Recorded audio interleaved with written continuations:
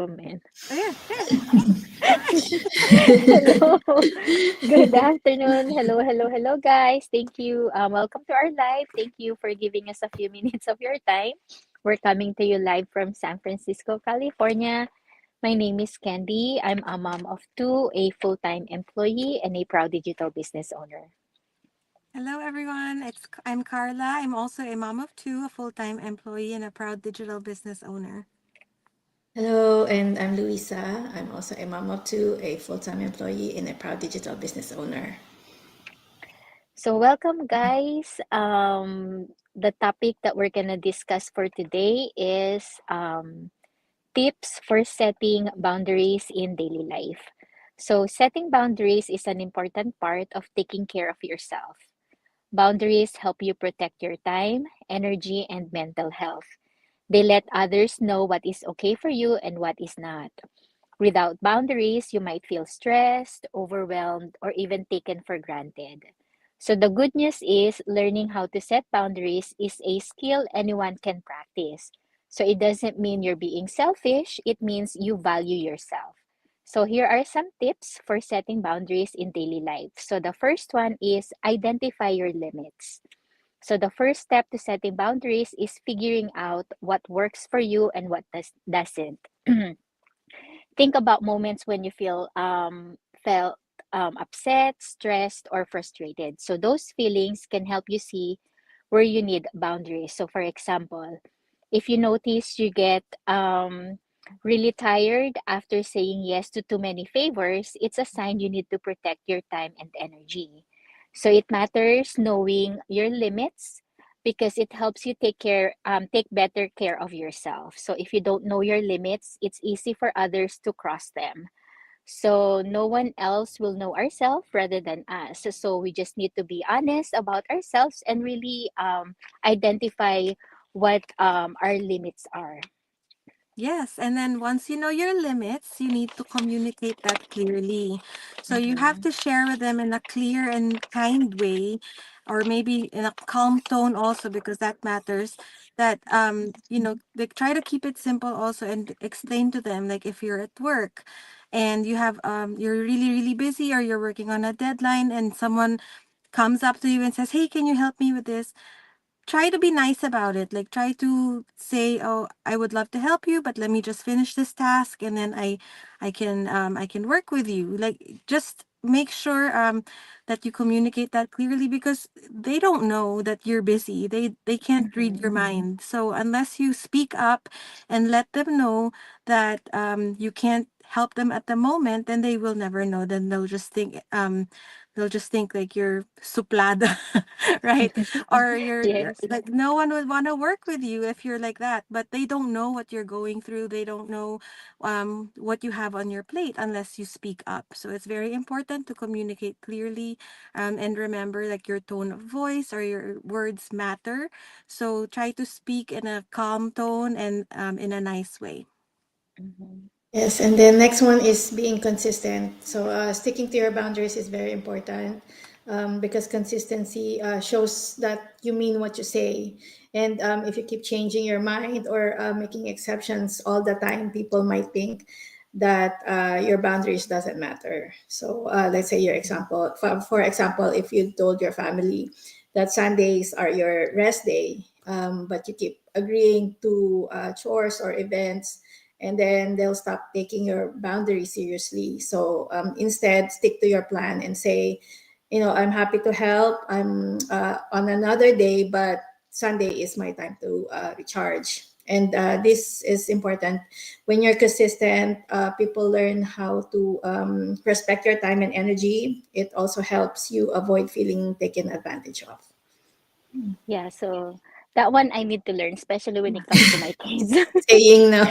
Yes, no, because like sometimes, you say no to the other, and then when the other one asks, then you say yes. So it shows favoritism, right? So it's hard to to keep that balance within the kids. So I always get caught on that one by the kids. They're smart.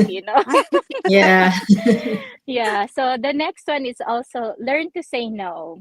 So saying no is one of the simplest way to set a boundary. It's okay to say no without feeling bad about it. So you don't need to say yes to everything just to make others happy.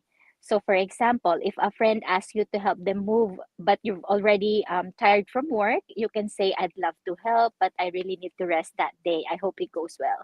Just like what Carla said earlier, again, we have to say it in a nice way, so that they don't get offended or just think that you just don't want to help them when they needed the help, right?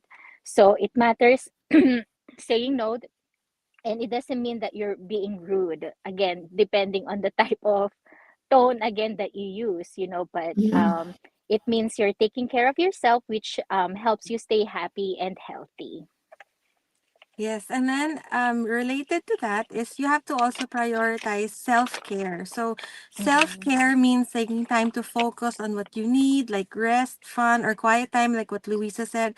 If that means it's Sundays for you, then focus on that, prioritize that. So self-care doesn't mean you're being selfish.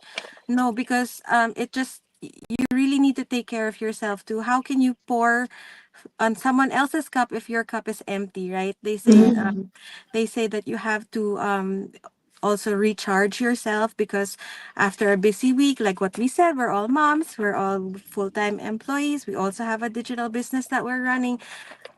Our batteries can run low also, so like we have to take time to recharge.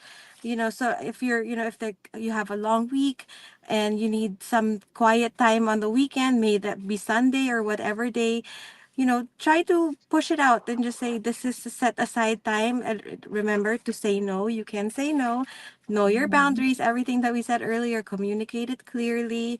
If Sunday is your rest day, stick to that. Stick to that. And maybe your family can also have a rest day with you, right? Like Mhm. no chores, no responsibility. I don't know, like just have fun, relax, right? Like that matters. So because when you're rested and you're happy, you're able to handle the challenges for the next week, right? We don't know what's coming up in the week ahead, whether challenges arise or what, but at least if you're rested, then you can tackle it, you can handle it, right? So taking care of yourself isn't selfish, it's necessary.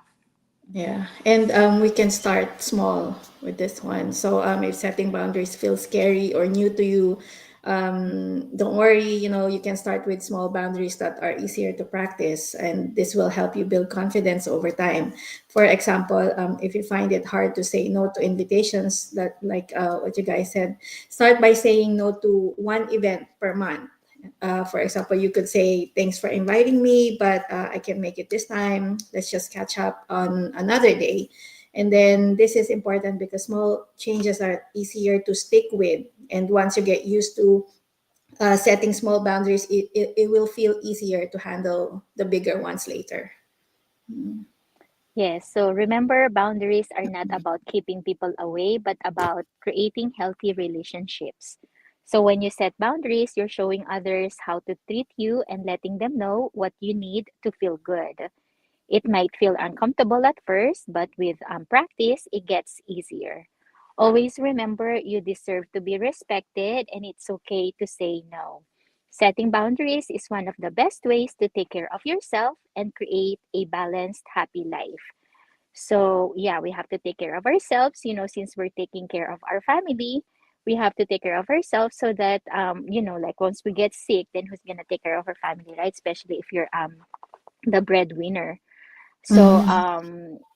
let me ask you a question. Have you ever felt overwhelmed because you're always giving your time and energy to others and leaving little for yourself?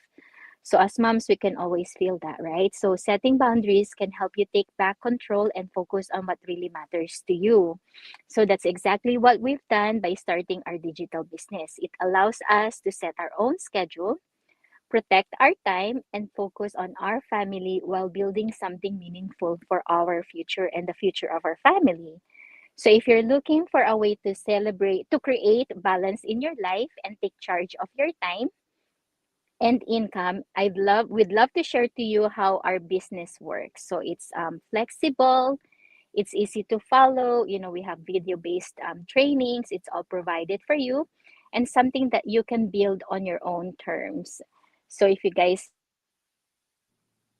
please don't hesitate to reach out. Just send us any of your questions, and we're then happy to answer them for you. Right, and what Candy said, you don't need any prior experience. We will teach you step by step. As Candy said, we have video-based tutorials, so you don't need to have any experience in becoming a digital business owner. So if you're tired of your 9 to 5 job, you're looking for extra income for your family, this might be the business for you. So the first step is to go to any one of our websites. My website is carlaperganan.com. Luisa's is luisaenriquez.com, and Candy's is theinglegacy.com. So just register your name and your email address, and we'll send you a link to our free live webinar, which happens every Tuesdays and Thursdays. Yes, and like what they mentioned earlier, if you're looking for ways to earn extra income, see this for yourself. Feel free to send any of us a message, and we will get back to you as soon as we can. So that's it for us, guys. Thank you, and hope to see you again tomorrow. Bye Bye. bye. Thank Thank you. you.